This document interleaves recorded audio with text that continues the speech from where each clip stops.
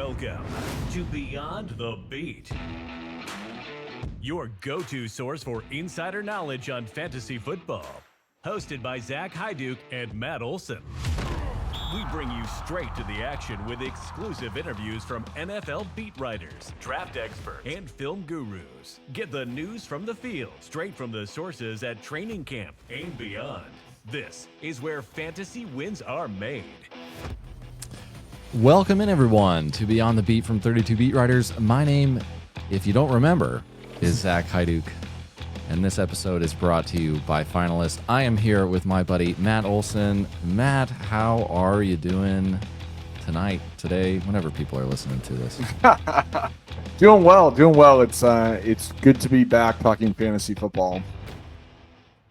Yes, it is, and it has been a little while since we have done that together here. But it was a little bit of break from the Senior Bowl. Man, that is a whirlwind. I really respect all of the people who do they go to the Senior Bowl and then they do the Super Bowl and then they have like a week or two and then they do the Combine. Mm-hmm. All the beat writers who actually do all that. He said doo-doo. Absolute respect there. So we are a professional show here. But speaking of some things that may not have been quite professional this week and the Combine, who do you got? Are you team Schultz or are you team Rappaport?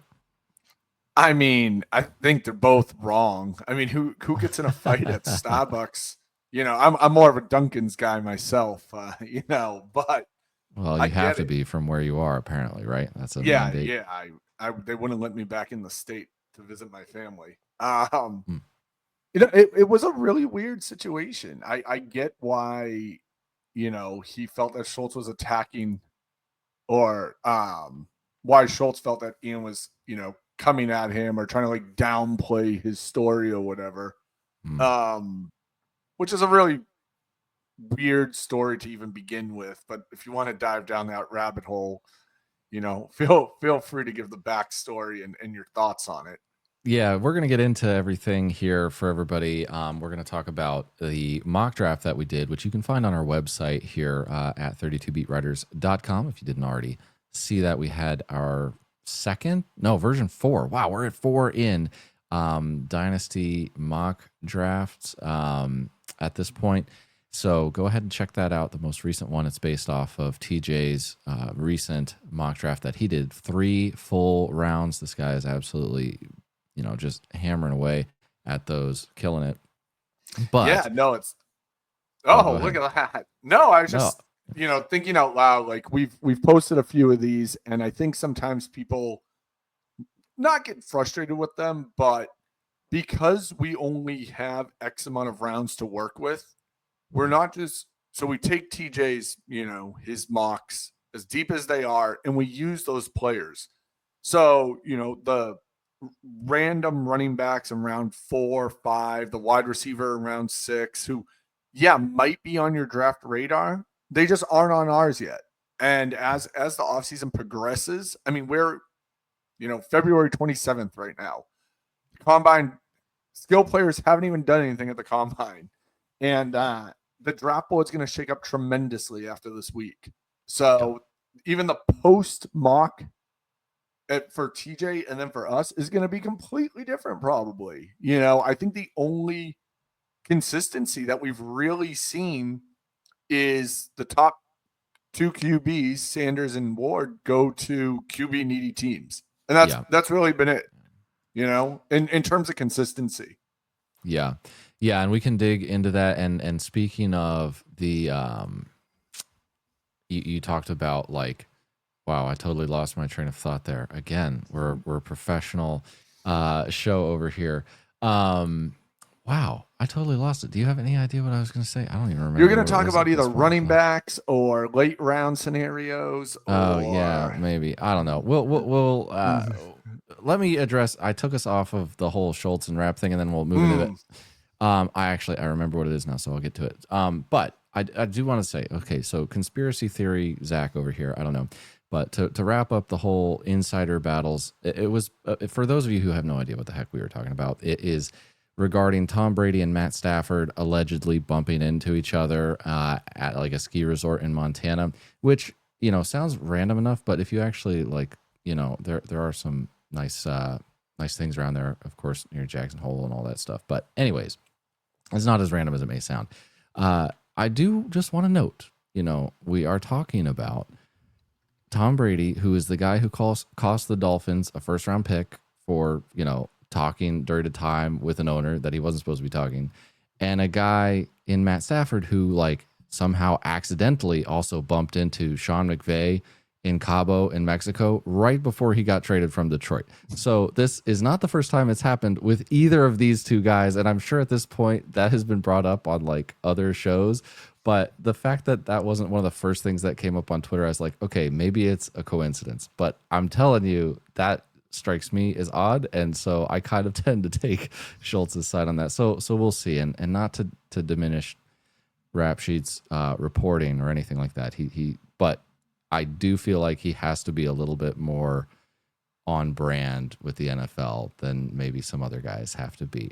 And for those of you who didn't know, all these insiders are super small. At least Rappaport, Pelissero, Garofolo. Like if you're at the Senior Bowl or anywhere else, that's where I happen to see them in person. Like they're all like not exactly very large. So yeah, I saw for the Pat McAfee graphic that they had up, you know, this height, weight, speed, all that stuff. Like, yeah, in an actual fight, I would not be betting on either of the three NFL Network guys, other than Zerline. He's pretty large. So, all right, let's move into it. We talked to, you know, as we get into it, Matt, you want to explain a little bit about what's coming up before we get into our favorite landing spots here from the mock draft that we did, the Dynasty rookie mock draft.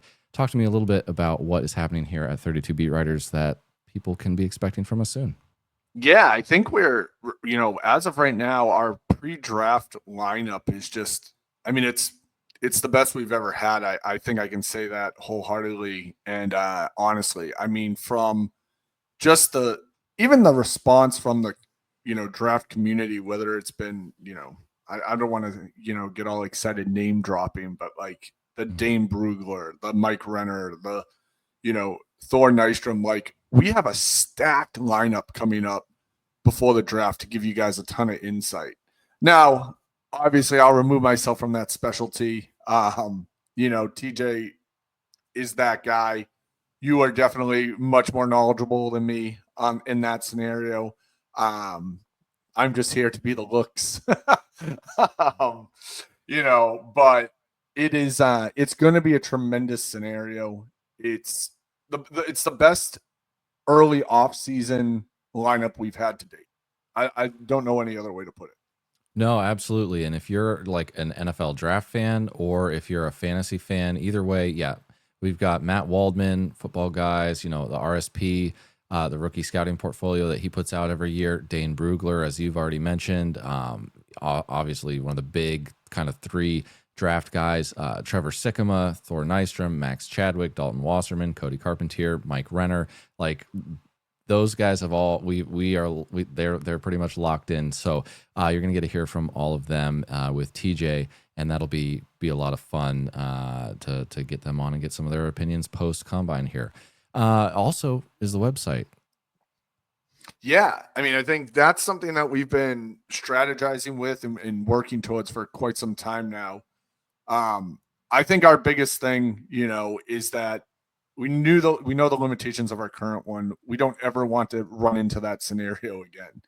And just the tools, the ability, the scenario that we have going on in current social media and maybe the lack thereof, social media rules and scenarios and news reporting and sports reporting.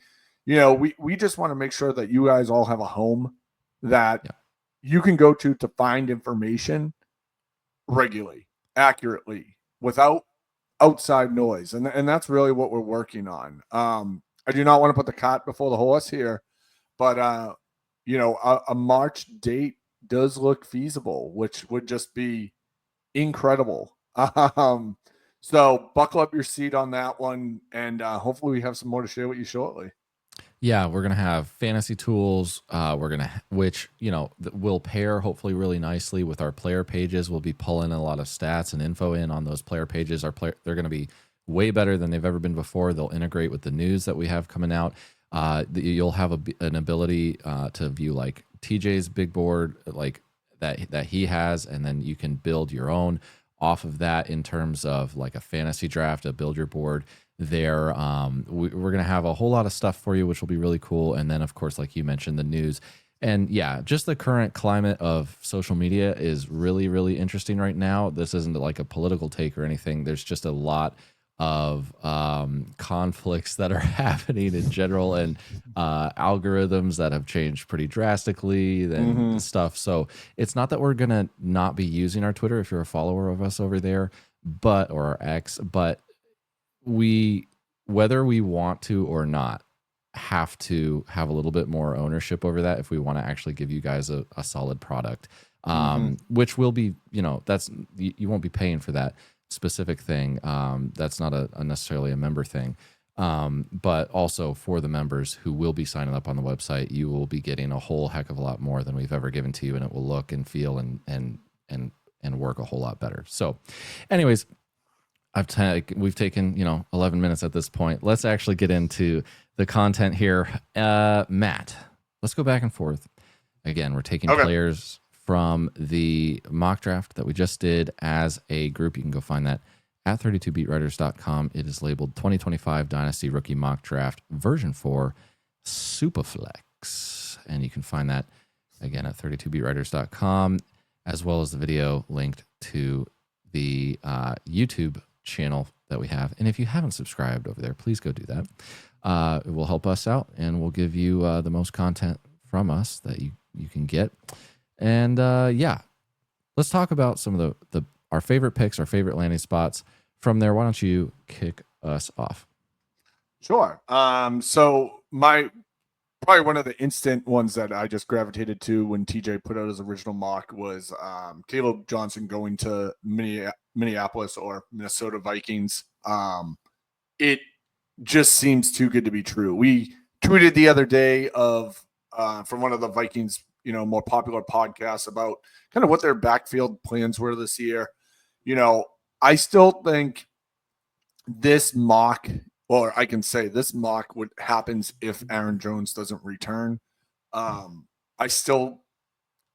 don't know. I don't really have a good grasp on what to expect if I'm in Aaron Jones camp, where he's going to go and what he's going to do. I think it's every running back that's in that Aaron Jones, Nick Chubb kind of scenario is going to test the market fully and see where they can get the best opportunity.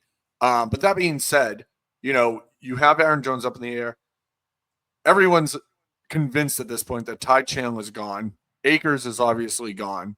So there's not much in that room right now. So you have a guy that can come in. He is a great zone running guy. He has that big playability. He was third in college football last year with 28 rushes of 15 plus yards. It's the only downside I'm currently seeing with this pick is that Johnson wasn't used a ton in the passing game in college, where last year Minnesota running backs combined for 72 receptions. So it would definitely be something if this landing spot holds true, this would definitely be something to keep an eye on in camp. Sometimes when you run into these scenarios, you get teams that bring in just the grossest of people. If they don't trust someone in a certain role. And I'm talking guys like Chase Edmonds or Naheem Hines and like that level of disgusting, which, at one point, obviously both those guys served a fantasy purpose, but at this point they're just stat vultures. But I could see the Vikings going that kind of route, looking at that veteran, someone in the pass game, someone they can trust if Johnson doesn't pull it together in camp, and because they do need that element to that offense. It was vital for their success last year, and even more so if they move on from Darnold and McCarthy comes in. He's going to need someone to bail him out on occasion. We know he's going to make mistakes. what's better than a trusted shorthand running back that's probably sitting in the flat, can get you a couple of yards, can, potentially move the sticks. I want to believe Johnson's that guy because it'd make him a 3-down back potentially, but we just haven't seen it yet. Yeah, and Johnson went at the back of the first here to the Vikings at pick 24 in TJ's mock draft, and then went 104 in the Dynasty draft. So a top 5 pick at this point, potentially for your fantasy team. And, since we started with the running back, I guess I'll just mention, guys, this is a really interesting draft, a really weird one. And we'll get to that a little bit more with the quarterbacks. But in terms of running back, like you mentioned at the top, we get a lot of flack, I think, because there are a lot of running backs in this draft that, they're all kind of bunched together, a lot of them. Not so much Johnson and Hampton. There's kind of the big 3. Gene T, Kaleb Johnson, and Omarion Hampton, right? So those guys you're going to see ahead. But I was talking to TJ, and I was like, hey, if I made a bet that more defensive linemen went in the first round than running backs go in the top 3 rounds, how reasonable is that? And he felt like that was actually a pretty good, over-under almost. I don't know how that would, actually bet. But that's a bow wager, right? Yeah, right? I bet, I would bet on that. Or pretty close to it. So if you're sitting there expecting, one of 15 different running backs that have maybe not 15, but 10 different running backs that have a similar talent level to go in the top 3 rounds, I think you might be disappointed this year. So as we go through these and we talk about the running backs and their landing spots and things like that, just keep that in mind through the rest of the season. Stay water with things, and also watch the combine here. So figured I'd just throw that out there. Johnson, of course, being one of the exceptions and going to the Vikings there, absolutely could be helping whoever the heck is going to be back there at quarterback. Right. Let me move into mine here because I like to hear myself talk. And my first one. Okay. This is going to be controversial when you look at the mock draft on the website. I'm okay with that, but actually, I'm not okay with that. And I'll tell you why. 6 months ago, if I told you that I took Travis Hunter at 102 in a rookie mock draft, nobody would have cared, But now, because there's been 3 months probably of saying, oh, he's a cornerback. Yeah, he'll play cornerback. That's his best position. If he wants to make the most money, maybe he goes wide receiver. But if he wants to be the best player he can be, he would go corner. Well, again, this guy was one of the best wide receivers in college football last year. He may be a very good cornerback, but let's not take away, just assume that he's also not a super talented wide receiver. He's not super big. That's what's going to take, some of that. You're going to be concerned a little bit there. But in TJ's draft, he went at the 4th pick overall to New England. Okay. The New England Patriots, as much as they need a cornerback, a safety, a defensive line, everything, literally pick anything other than quarterback, and they could take that in the draft at any spot in the draft. It doesn't matter, but they need a wide receiver. If they're going to take somebody like Travis Hunter, I would be fine with a lineman as a Pats fan, but if you're going to draft Travis Hunter, the best position to actually help him, help your team win, in my opinion, is at wide receiver. And he's a good wide receiver, and they have one of the worst wide receiver cores in the league. It doesn't make sense. You could have a really lockdown duo with Christian Gonzalez at cornerback, and then also Travis Hunter. But he's one of 3 blue chip players in this draft. There's not a lot of blue chip players in this draft. Not to say there's not a lot of talented players, but guys that are just straight up good, definitely going to hit. It would be very, very difficult for them not to hit, and disappointing, of course. Not that every blue chip player does, but that's Travis Hunter, Abdul Carter, Ashton Gene T. So it's just, if you're going to take a guy like that, I feel like you got to use him for the most helpful thing for your team. Daniel Jeremiah believes that he's a wide receiver similar to Devonta Smith, and I believe he actually said earlier in the offseason that he felt like he was a better wide receiver than he was corner. Earlier this week, Browns GM Andrew Berry at the Combine said, quote, we would see him as a receiver primarily first, end quote. And according to our friend, Destin Adams of A to Z Sports, beat writer for the Colts, he said that he had talked to multiple scouts this week in Indianapolis, and all but one of them had said that their team is listing Travis Hunter as a wide receiver on their board. So that doesn't mean, like, will I have the intestinal fortitude to actually make this selection at 102? I don't know. Like, I'm speaking a lot here, and very confidently so. But the reality is, if he has the opportunity to play wide receiver and they give him a serious opportunity to play wide receiver, and the quarterback is at least as talented as Drake May, and he would be immediately the guy on an offense, there's no way in heck I'm not taking that shot. And at 102, given everything else on the board, like, there's no reason I wouldn't be just as confident in this guy being a super productive offensive talent as I would anybody else at this point in the draft. So roast me for it. No, I don't want to roast you for it. If he does, let's say he does go, we'll just use the Patriots as an example, right? He goes to the Patriots. He's a wide receiver. Does he play cornerback at all? I mean, it depends a little bit. Earlier this week, there was a quote from Elliott Wolf saying that, he was a versatile guy and he's a unique prospect and stuff like that. So, yeah, I don't know. But if there's any indication that he will play offensive, like an offensive position, it's going to matter. This week at the Combine, this is going to matter. If he does no wide receiver drills, well, then, yeah, that's out the window probably. Who knows? But, it'll take a little bit of context.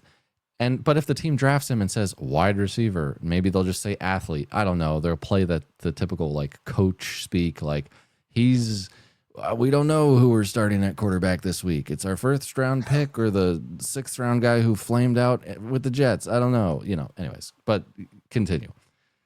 No, I was just curious. Like, I feel like if he is a cornerback, if he's a primary cornerback, I feel like he still will get limited offensive snaps. And when I say limited, I don't mean like, I just mean, or let me rephrase it, I don't mean like 1 a game, 2 a game. I think he still plays 15 a game, on offense. To your point earlier, I don't think you can just bury the talent, right? Like, that's you dumb. Can't not use him at all on the offensive side of the ball unless he's just absolutely dominant and plays every snap for you on defense. And it is clearly obvious that he's not anywhere near as good as a wide receiver. Correct. Yeah. Okay, we can move on from him. Yeah. Okay. There will be a lot more to talk about, but that's my favorite landing spot. If he goes, that's the thing. We're talking about landing spots. If he goes to the Patriots at 4, it's very different than, if he goes to other locations highly drafted, so just keep that in context. All right. Let's do a quick read here. I'll try not to blast everybody's ears out. Let's see if I set the audio right, and we'll move to that here. Life's a grind, and it feels like every minute counts. Between work, personal commitments, and trying to stay on top of your fantasy team, it can be a lot. That's why we are excited to talk to you about Finalist, the app that's built to help you prioritize and optimize your day-to-day tasks. It helps you plan everything from work projects to personal errands and prospect draft analysis. Finalist helps you get more out of your day by breaking tasks down into manageable steps so you can stay organized and never miss a deadline, whether it's for work or for fantasy football. So, if you want to crush your to-do list and stay on top of your fantasy squad, head over to finalist.works today and use the code BEAT50, that's BEAT50, to get an exclusive discount on their premium plan. Start organizing your day like a pro and watch your life level up. That's code BEAT50 at finalist.works today.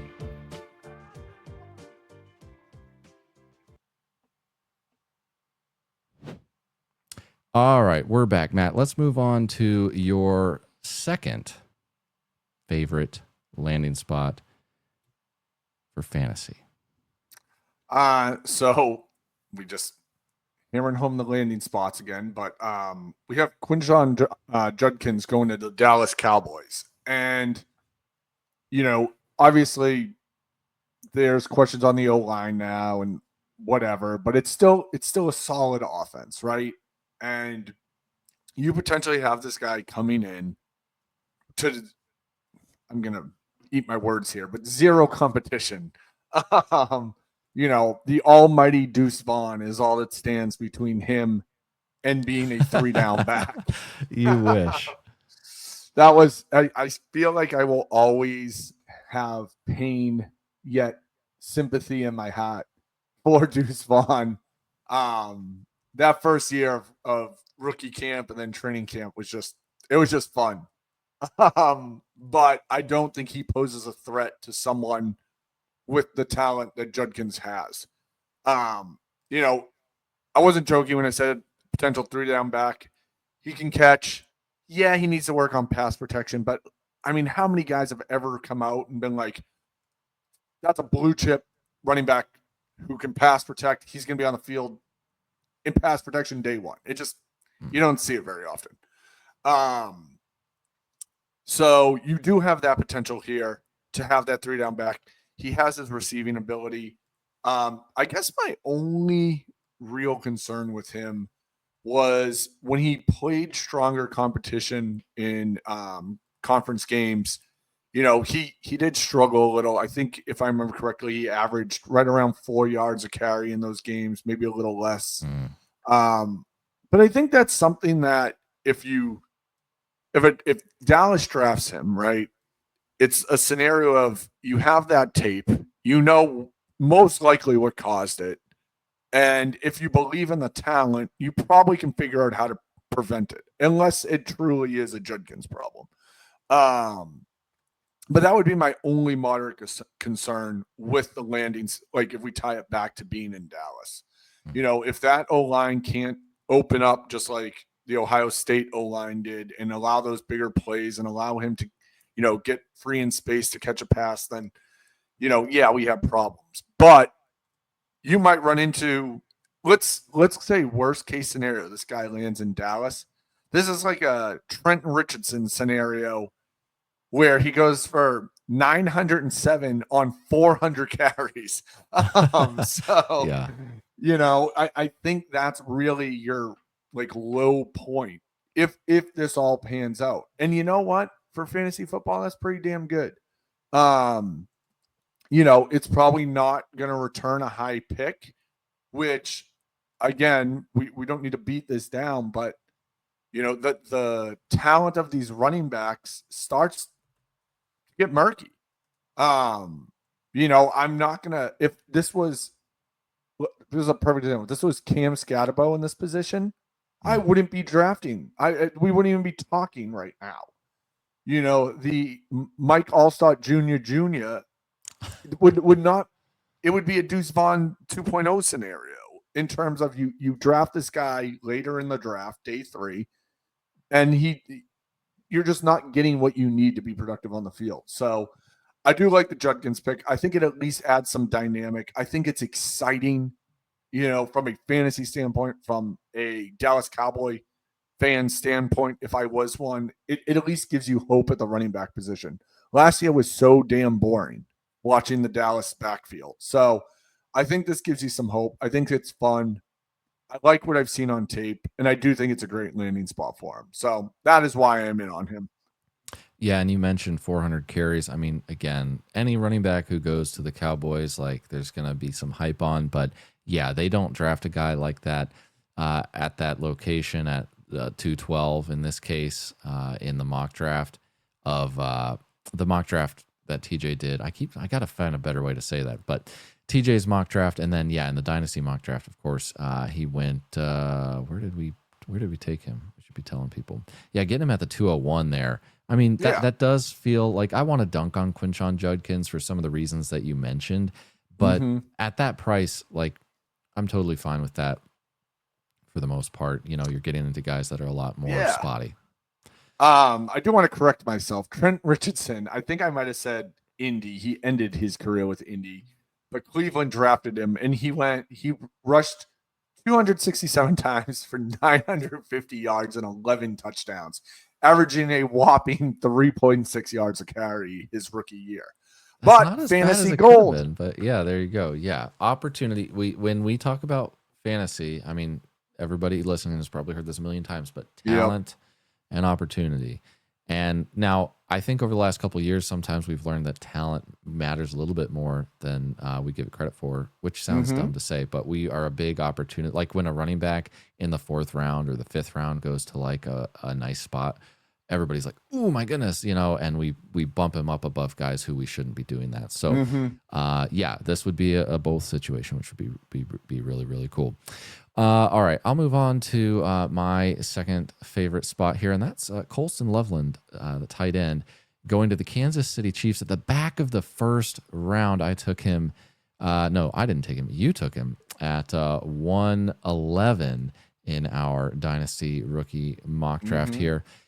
We just saw today, if you're listening to this, so we recording this on Thursday, that Kansas City Chiefs tight end Travis Kelce announced that he was going to be sticking around for at least this upcoming year. But let's be real here. He's clearly slowing down. They said he was sick or something like that headed up to the Super Bowl, but you didn't need to just watch the Super Bowl to know that, yes, he can still be an impact guy, but look, we're another year on. We're a beatdown Super Bowl loss further, and it's just, this is going to be a farewell tour for him.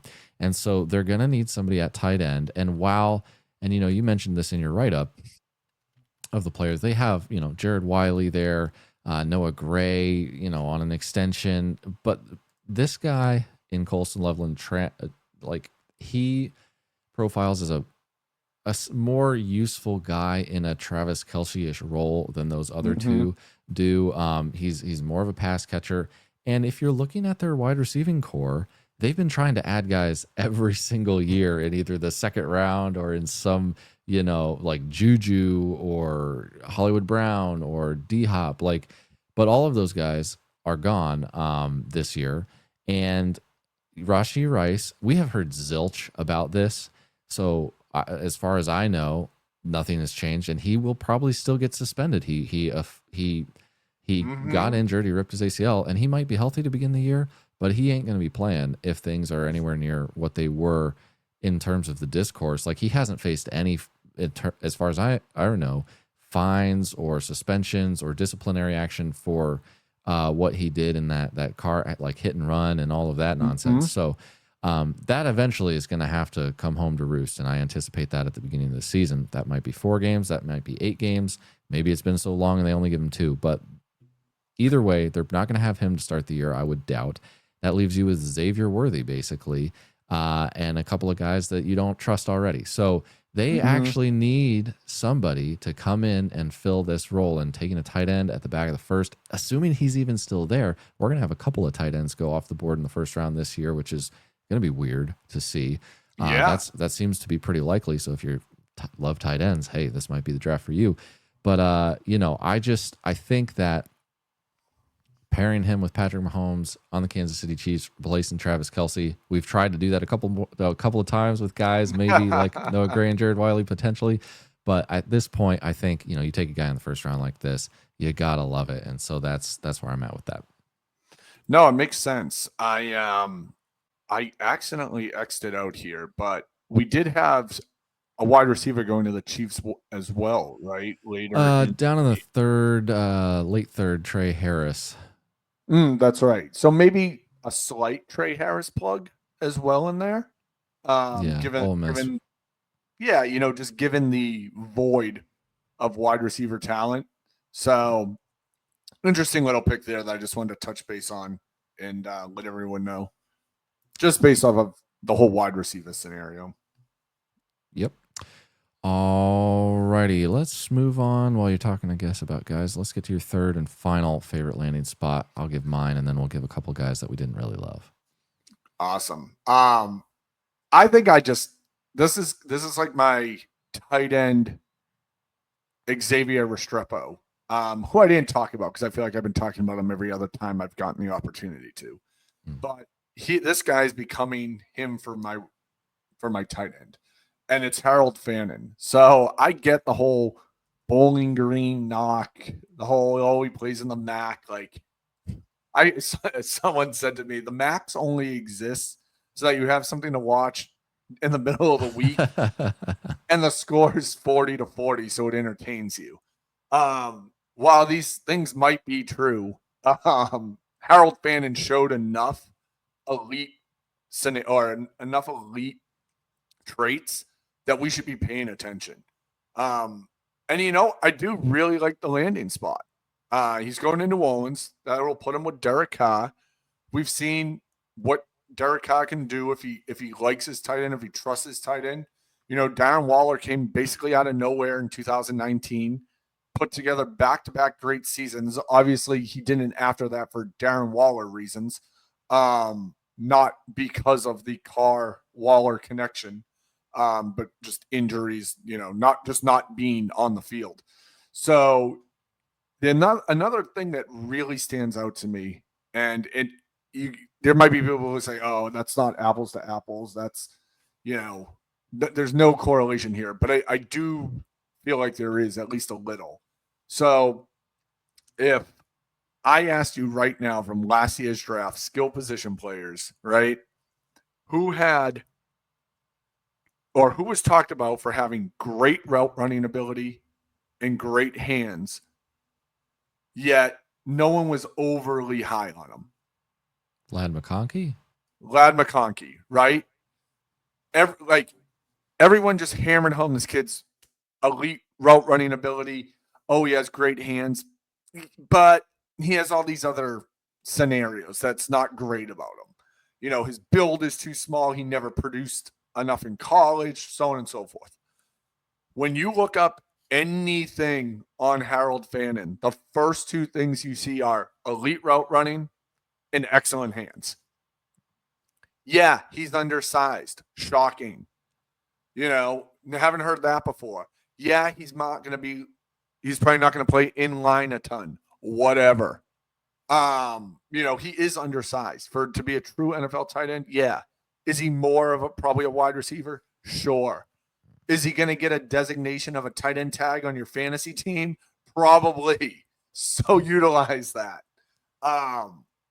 It just seems like a really good spot for him to get into this New Orleans team with a veteran QB who's clearly going to stick around. I mean, he doesn't want to take a pay cut, but I don't think the Saints really have much of a choice here. Restructure it somehow, give him his money somehow, move on. Play another year with Derek Carr.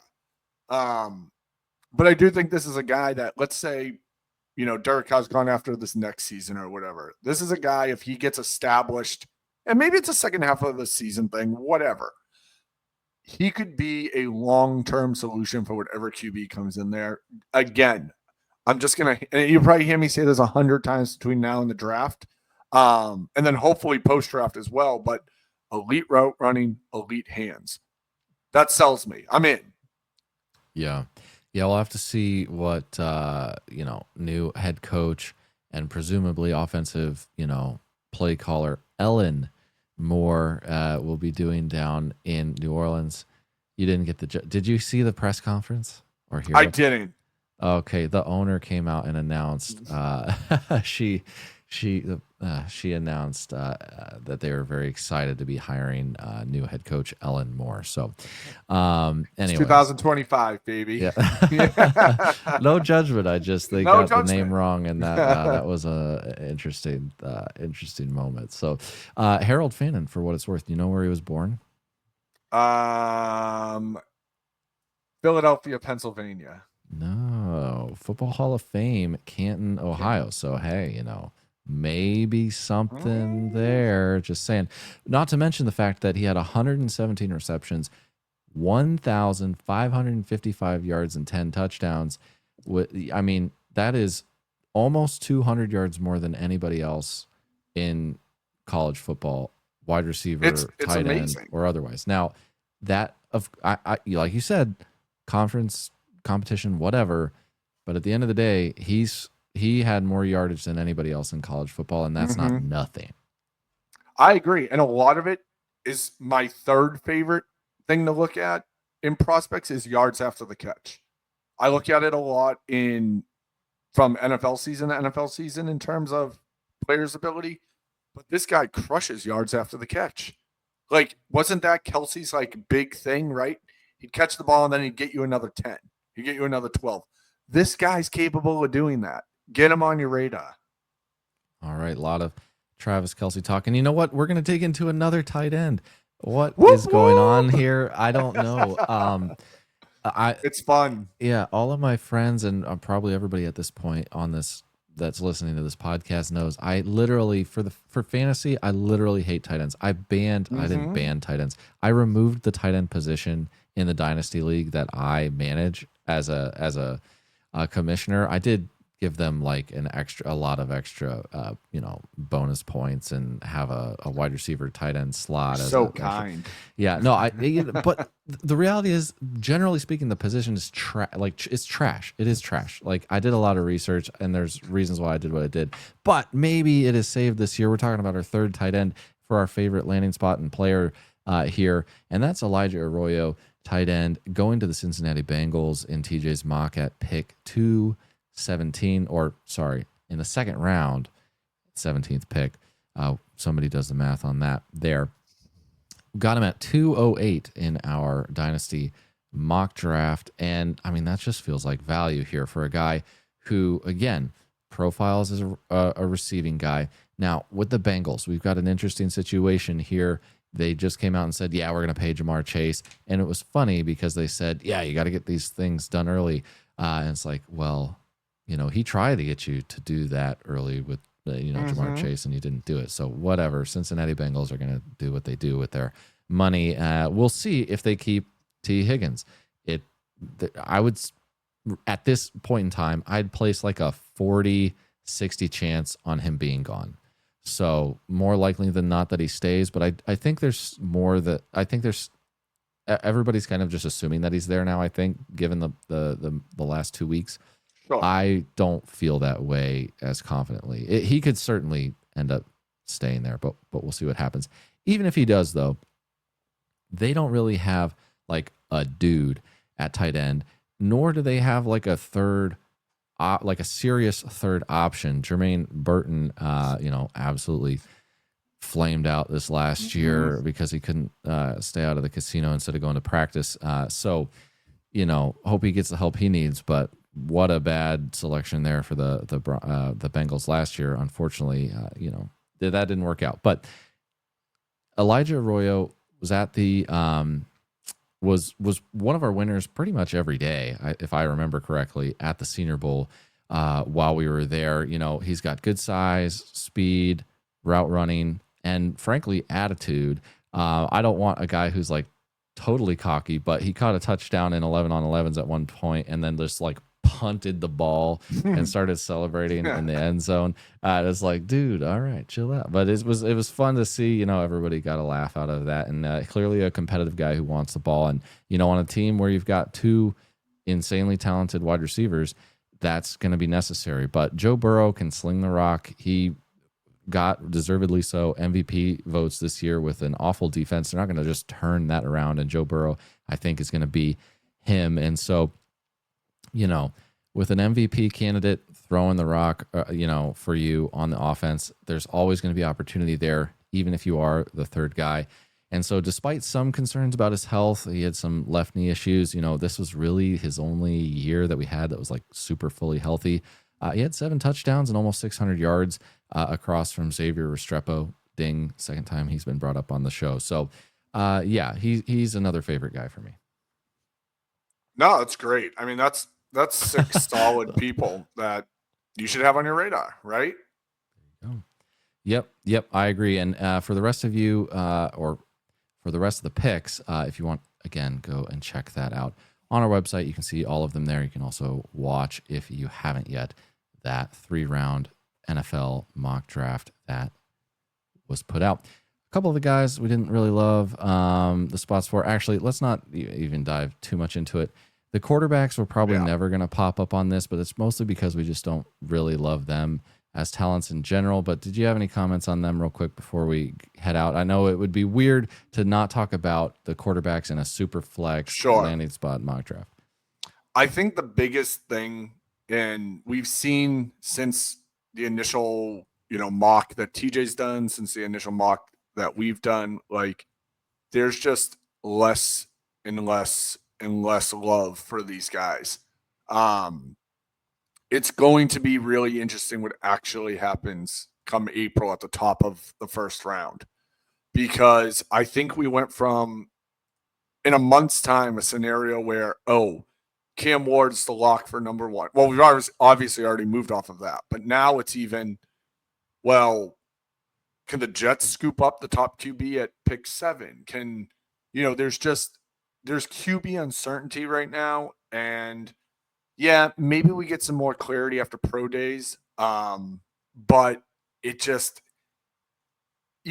no one can feel good about it right now. I think that's the biggest overall scenario, is that no one can feel good about either of these QBs leading their team based off of what's out on the market, based off of previous year results. And I'm starting to get in that camp. Like, these guys are not special.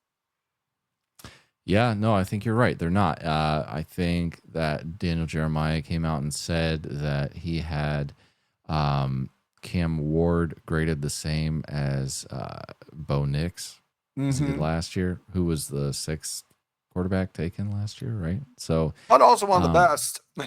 Yeah, I mean, he did well. I mean, with Sean Payton. So we're not sitting here saying like Cam Ward's going to be a bust. Like, but sure. The reality is wherever, and going to the Giants, I think, as he was in this draft, not, super enticing. Yeah. Sanders going to the Raiders. I mean, again, like, part of it's the talent of the guy himself, but like, it's just anywhere it seems like they go, I don't know if they're going to be the type of guy who can pull that team out of the grossness that they're currently in to the greatness that we would hope for fantasy. And then anybody else like Jackson Dart, like, uninspiring. Okay, probably a backup. Tyler Show, Will Howard, Quinn Ewers. You know who's not even showing up in the 3-round mock draft right now? Alabama quarterback Jalen Milroe. And terrible Senior Bowl. Yeah. I mean, he's had a terrible month. Terrible. I almost feel bad for the guy, because at least we didn't get to talk to him directly. But, the interactions I did witness with him and all of that, in person, seems like a great guy as far as I know. Talked to some people who kind of knew him down there a bit. But unfortunately, when you have no mid-range throw, you can't survive in the NFL, and I just don't think we're going to see anything from him. So if you're hoping for a quarterback in your fantasy drafts this year, you might want to trade that pick. That's all I'll say about that, I guess. Do you have anything more for the people before we head out? No, I don't want to try and top that sage advice. That was very nicely done, sir. Okay, sounds good. Well, everybody, if you haven't yet, make sure to check out our Twitter at 32BeatWriters and the website at 32beatwriters.com if you are not already familiar with both of those. Also, go to our YouTube. Make sure to go and subscribe there. It would really help us out. And, of course, as we mentioned, other social media, not as probably good for you going forward. So make sure to go ahead and do that. If you are a member already on the website, go and get on Discord. If you're not, you're missing out there. There's going to be a lot coming out for you in the near future. For Matt Olson and all of the 32 Beat Writers staff, I am Zach Hyduke, and we will see you next time. Thanks for tuning into Beyond the Beat with Zach Hyduke and Matt Olson. For more expert analysis and exclusive insights from the best in the game, don't forget to subscribe and stay ahead of the competition. Until next time, keep turning that insider knowledge into fantasy football wins.